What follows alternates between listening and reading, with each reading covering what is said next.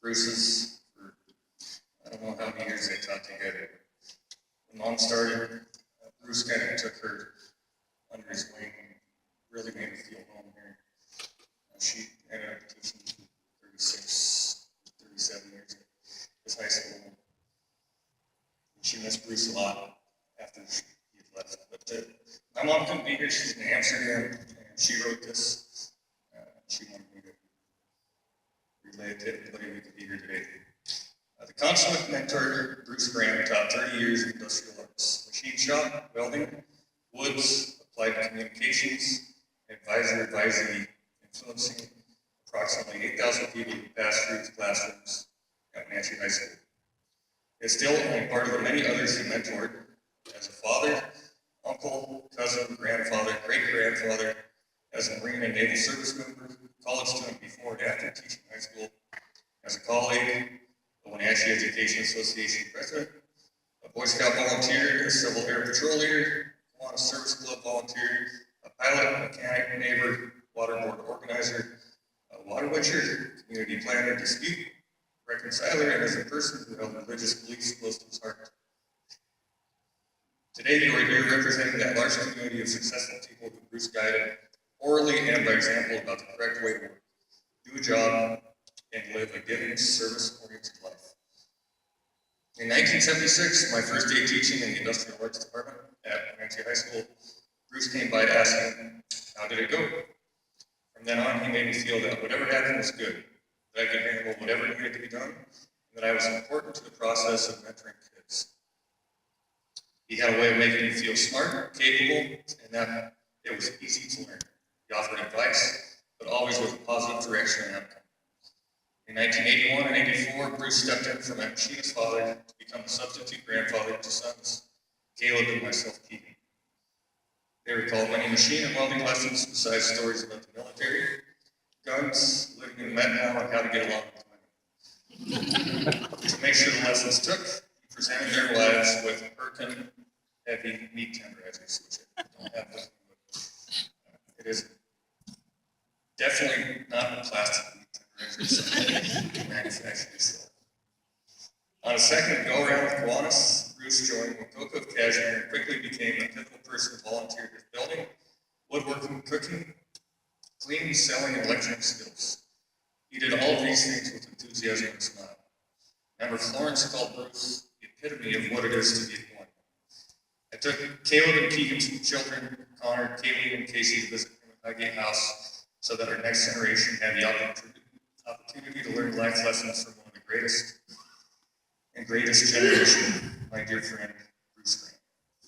That's what I got. That is always about telling stories.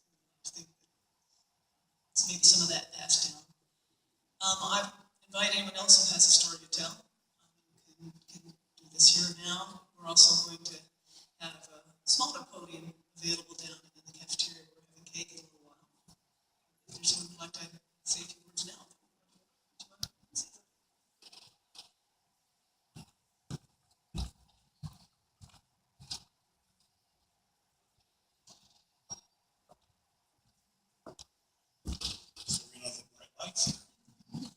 My name is Dwight Holman. I graduated from Wenatchee High School in 1964. I took shop classes from Bruce Graham, Mr. Graham those days, all 3 years. I wrote a little piece on Facebook a while back. I thought I might just read that and add a little bit to it. Bruce Graham, Mr. Graham in high school was a very special teacher for me. Remembering the tutor preference exams that we took at HBLS in high school, they were designed to help us youngsters determine what occupational areas were our strong. Well, machinist was by far, Miss Mike up there for machinist on that test, so maybe they made that test back then, I don't know. But anyway, so we had to go to a counselor to start high school, it was 3-year high school. I can't remember his name, his dad was a machinist. He looked at my CUDA scores and said, I want to become a carpenter, work for that, and take Mr. Layton's woodshop class. He said, well, why don't you try the machine shop class first, Mr. Graham? So I started out in that very first day, I think. From then on,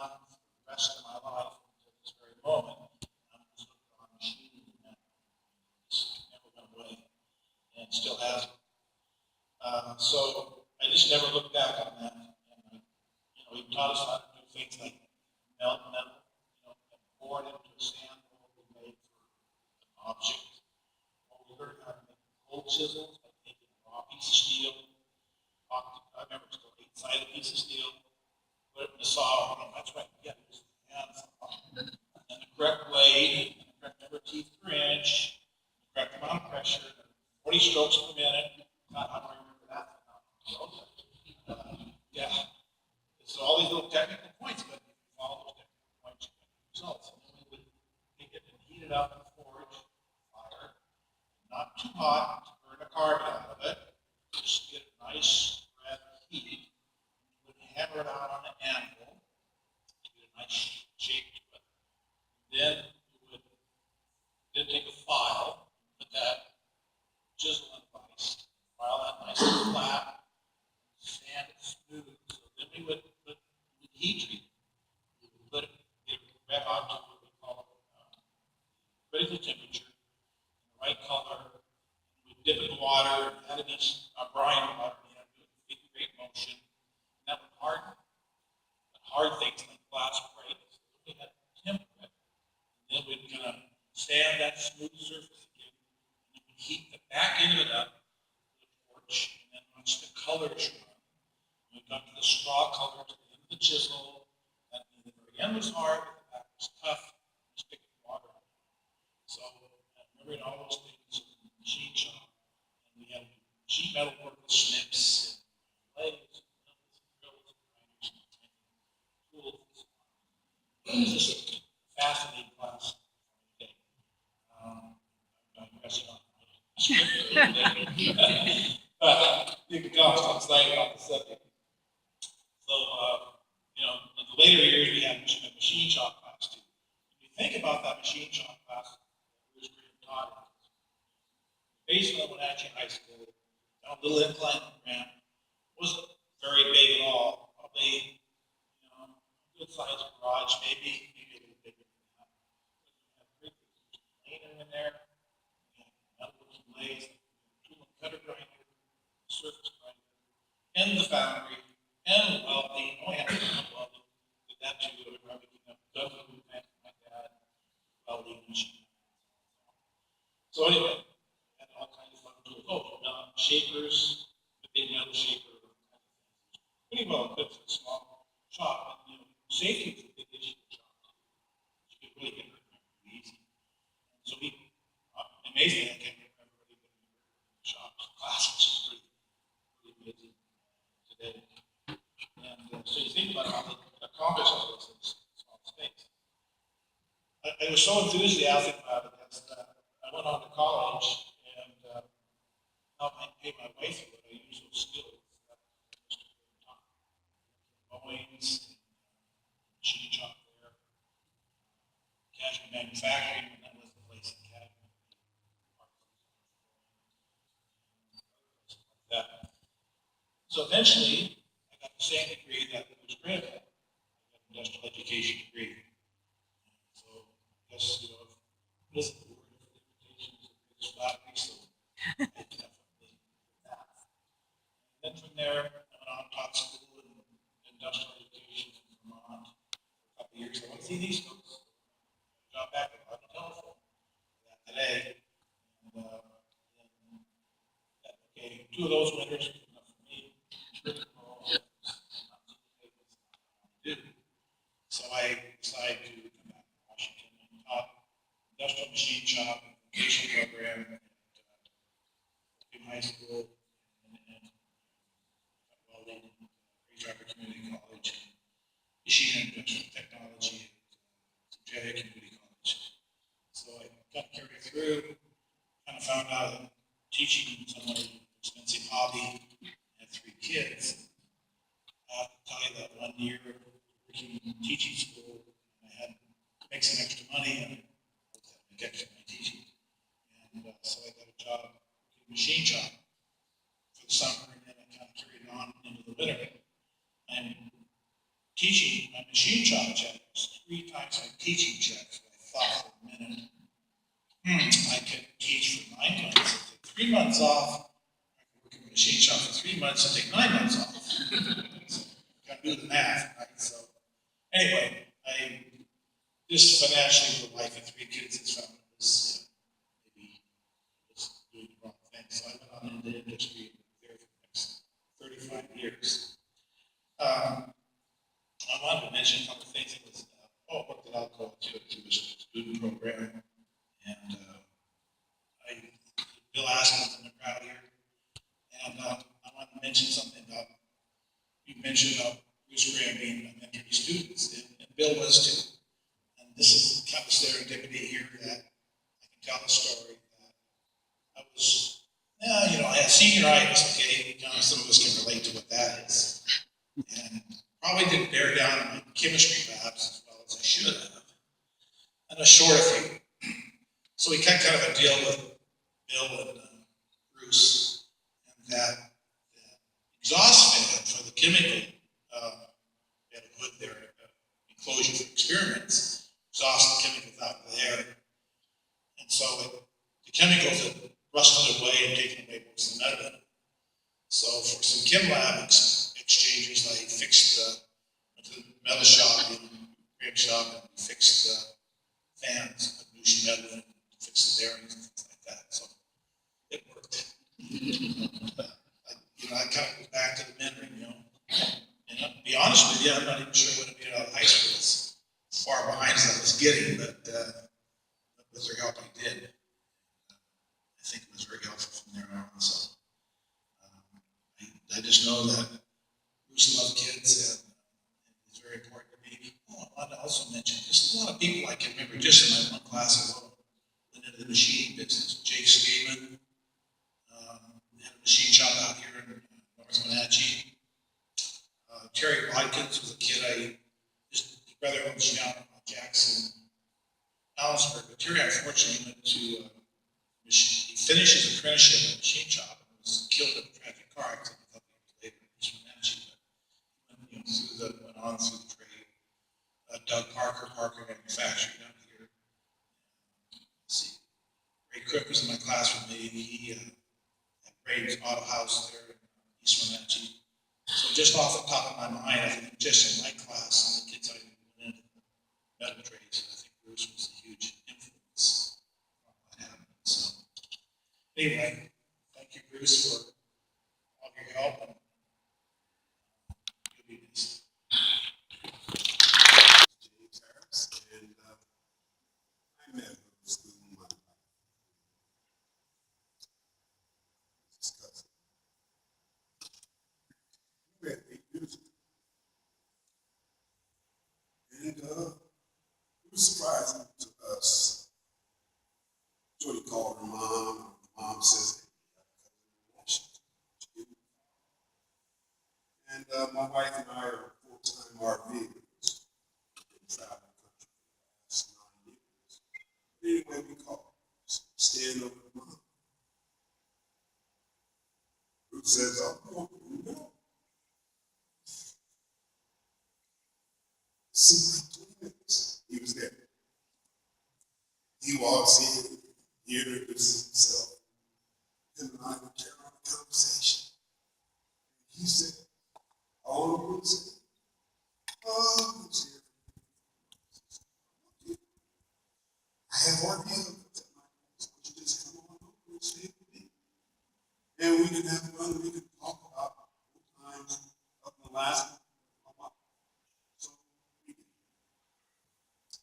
we pulled over there. I didn't know this. I thought I died on it. Bruce got trees, trees, all kinds of trees. None fruit. So every morning I could get up, grab an apple, cherries. I could eat anything off the vines with it. But it was in the shop. Speak of his heart.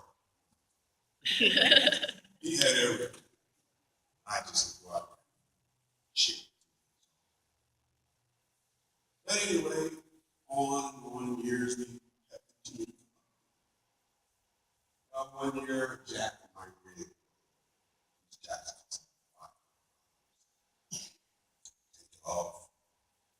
Bring it up here. I'm just sitting around with him and saying,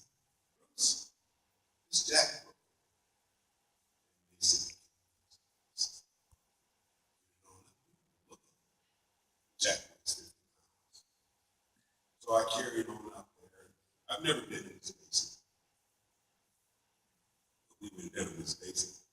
And again, I said, he has a machine shop to build flames to it. So we went down there and took this thing apart. It was a little bit, about 3 inches long, diameter.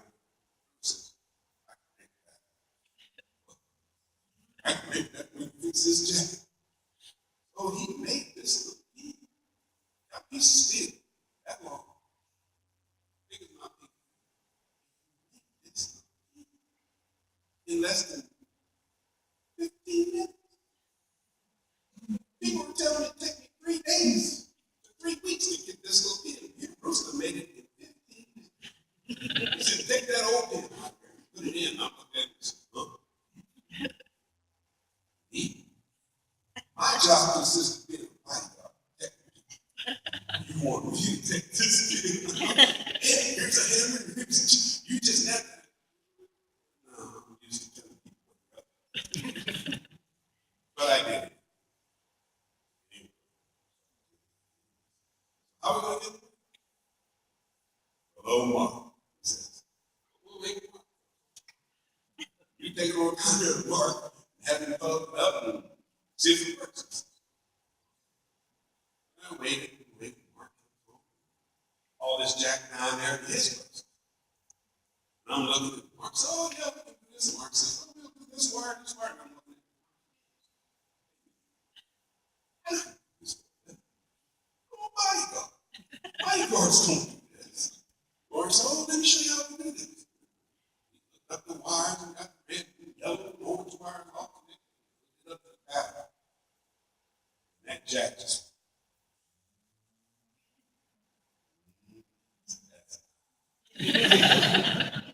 I won't be spending $500 on a quote. You know? So, this was someone that didn't know. I know. This was somebody that everyone he touched, everyone that was around, felt. I can truly say to all, this is someone that didn't know. He was a good man. He didn't know me. He asked me because of my wife, what we did to the state.